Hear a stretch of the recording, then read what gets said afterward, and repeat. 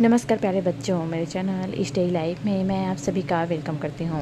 मैं आज आप लोगों के लिए बाल विकास एवं शिक्षा शास्त्र के 10 महत्वपूर्ण प्रश्न लेकर आई हूँ। तो आइए इन प्रश्नों पर चर्चा करते हैं। देखते हैं पहला प्रश्न है, निम्नलिखित में से कौन सा संज्ञानात्मक क्षेत्र से संबंधित नहीं है। यहाँ पर जो दिया हुआ है उसमें से कौन सा संज्ञानात्मक क्षेत्र से संबंधित नहीं है। ऑप्शन है ए ज्ञान, ऑप्शन बी अनुप्रयोग, ऑप्शन सी मूल्य, ऑप्शन डी समझ। तो यहाँ पर जो दिए हुए हैं वो संज्ञानात्मक क्षेत्र से संबंधित नहीं है। देखिए लास्ट में पूछ रहा है नहीं है, तो सबसे पहले तो ढूंढ लेते हैं कि क्या है। ज्ञान है संज्ञानात्मक क्षेत्र से संबंधित, मूल्य भी है, समझ भी है, लेकिन अनुप्रयोग संज्ञानात्मक क्षेत्र से संबंधित नहीं है। तो इसका राइट आंसर रहेगा ऑप्शन बी। नेक्स्ट है, सह पाठ्यक्रम गतिविधियाँ अधिकतर से संबंधित है। जो सह पाठ्यक्रम गतिविधियाँ होती है जैसे सांस्कृतिक कार्यक्रम, खेल कूद, योग और बहुत सारे कार्यक्रम आयोजित किए जाते हैं शाला परिसर में। तो ये जो गतिविधियाँ होती है वो किससे संबंधित है। छात्रों का मानसिक विकास करने से, छात्रों का सर्वांगीण विकास करने से, शिक्षण संस्थानों का विकास करने से, छात्रों का व्यावसायिक विकास करने से। तो सह पाठ्यक्रम गतिविधियाँ अधिकतर संबंधित है छात्रों का सर्वांगीण विकास से। उसमें शारीरिक विकास भी होता है, मानसिक विकास भी होता है, नैतिक विकास भी होता है। तो सभी प्रकार के विकास जो हैं वो उसमें शामिल रहते हैं। तो इसका राइट आंसर रहेगा ऑप्शन बी। नेक्स्ट है, भावनात्मक और अनुभूति। जो भावनात्मक और अनुभूति हैं वो एक दूसरे के खालिस्तान हैं, पूरी तरह से अलग हैं, स्वतंत्र हैं, आंतरिक जुड़े हुए हैं, से संबंधित नहीं है। तो भावनात्मक और अनुभूति जो है एक दूसरे के आंतरिक जुड़े हुए हैं। कोई भावना हमारे मन में उत्पन्न होती है तो उसकी अनुभूति भी होती है। तो एक दूसरे के क्या हैं, आंतरिक जुड़े हुए हैं, अंदर से ये दोनों जुड़े हुए हैं। तो इसका राइट आंसर रहेगा ऑप्शन सी।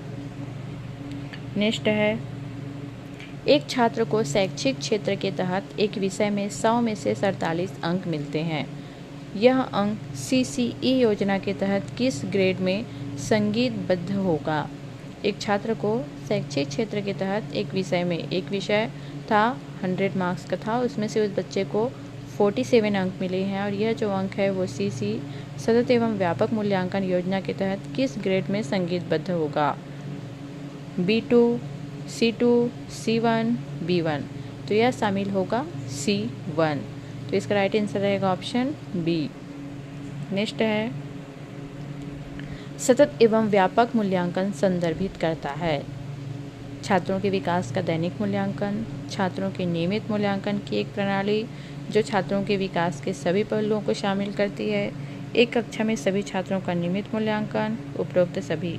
तो सतत एवं व्यापक मूल्यांकन संदर्भित करता है छात्रों के विकास का दैनिक मूल्यांकन करता है, छात्रों के नियमित मूल्यांकन की एक प्रणाली जो छात्रों के विकास के सभी पहलुओं को शामिल करती है, यह भी आएगा।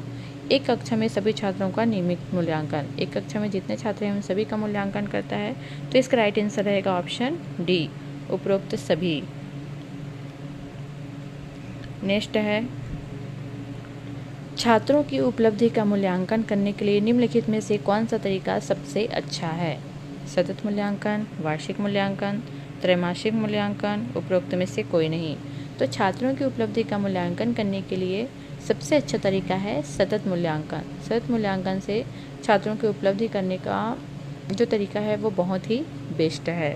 तो इसका राइट आंसर रहेगा ऑप्शन ए। नेक्स्ट है, शिक्षक को कक्षा का वातावरण खालिस्तान बनाने की कोशिश करनी चाहिए। शिक्षक जो है कक्षा का वातावरण उसे कैसा बनाना चाहिए। ऑप्शन ए सहायता देने वाला, ऑप्शन बी प्रजातांत्रिक, ऑप्शन सी मित्रवत, ऑप्शन डी उपरोक्त सभी।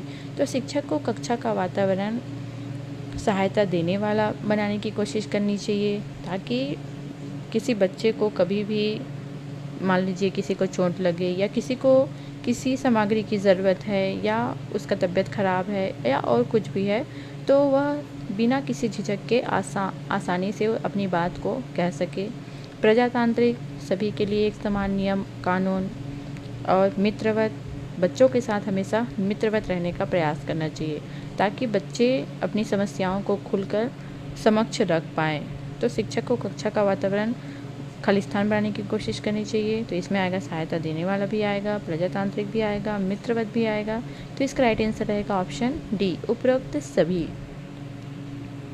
नेक्स्ट है, बच्चों में सबसे अधिक कौन सा स्वभाव पाया जाता है? बच्चों में कौन सा जो स्वभाव है वो सबसे अधिक पाया जाता है? खेलने का, अनुकरण करने का, अध्ययन करने का, झगड़ा करने का।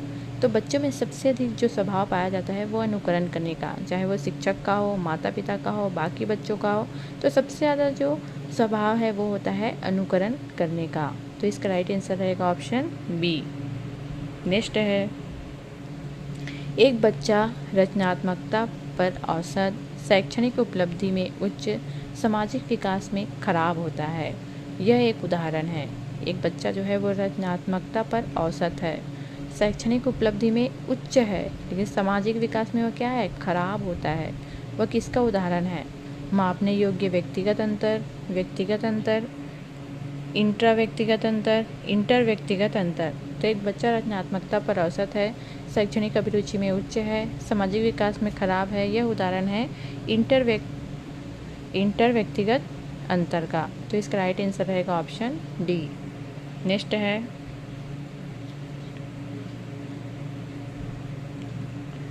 समावेशी शिक्षा को सफल बनाने की दृष्टि से निम्नलिखित में से कौन सा उपाय अपेक्षित नहीं है? ऑप्शन ए, विद्यालयों में प्रशिक्षित शिक्षकों की उपलब्धता। ऑप्शन बी, विद्यालयों में अधोसंरचनात्मक ढांचे की उपलब्धता। ऑप्शन सी, निःशक्त बच्चों के माता पिता को अपने बच्चों को विशेष विद्यालयों में भेजने को कहना। ऑप्शन डी, प्रशिक्षित परामर्शदाताओं की विद्यालयों में नियुक्ति। तो समावेशी शिक्षा को सफल बनाने की दृष्टि से कौन सा उपाय जो है अपेक्षित नहीं है? तो आइए जानते हैं कि कौन सा उपाय अपेक्षित है, फिर पता चल जाएगा कि कौन सा अपेक्षित नहीं है। तो विद्यालय में प्रशिक्षित शिक्षकों की उपलब्धता होनी जरूरी है, विद्यालयों में अधोसंरचनात्मक ढांचे की उपलब्धता भी है, प्रशिक्षित परामर्शदाताओं की विद्यालय में नियुक्ति भी है। लेकिन निःशक्त बच्चों के माता पिता को अपने बच्चों को विशेष विद्यालय में भेजने को कहना ये अपेक्षित नहीं है।